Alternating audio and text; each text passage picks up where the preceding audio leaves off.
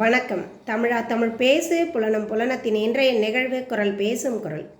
இந்நிகழ்வின் நடுவர் திருமதி ஓ அமுதா முருகையன் அவர்களுக்கும், நிகழ்ச்சி கண்காணிப்பு நடுவர்களாக உயர் திரு விக்டர் ஜான்சன் ஆலஞ்சி அவர்கள் மற்றும் திருமதி ஜரினா வைஸ் அவர்களுக்கும் இனிதான வணக்கத்தை தெரிவித்துக்கொண்டு, குரல் பேசும் குரல் அதிகாரம் 48 வழியறிதல் குரல் 476.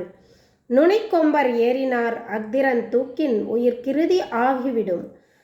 இதன் பொருளாவது, தன்னை பற்றி அதிகமாக கணக்கு போட்டுக்கொண்டு எல்லை மீறி போகிற ஒருவர் நுனிக்கிளையில் ஏறியவர் அதற்கு மேலும் ஏறிட முயற்சி செய்தால் என்ன ஆவாரோ அந்த கதிக்கு ஆளாவார். குரல் 477. ஆற்றின் அளவறிந்தீக அது பொருள் போற்றி வழங்கு நெறி. பொருள் வருவாய் அளவை அறிந்து அதனை வகுத்து வழங்குவதே பொருளை சீராக காத்து வாழும் வழியாகும்.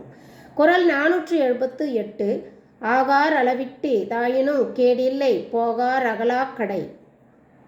இதன் பொருளாவது, எல்லை கடந்த செலவு இல்லாமல் இருக்குமேயானால் வரவு குறைவாக இருப்பதால் கேடு எதுவும் விளைவதில்லை. குரல் 479.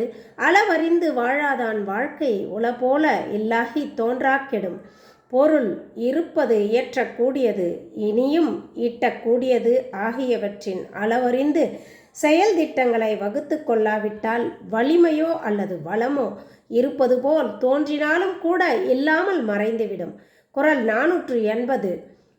உழவரை தூக்காத ஒப்புர வான்மை வளவரை வல்லை கெடும். இதன் பொருளாவது, தன்னிடம் உள்ள பொருளின் அளவை ஆராய்ந்து பார்க்காமல் அளவின்றி கொடுத்து கொண்டே இருந்தால் அவனது வளம் விரைவில் கெடும் என்பது பொருளாகும்.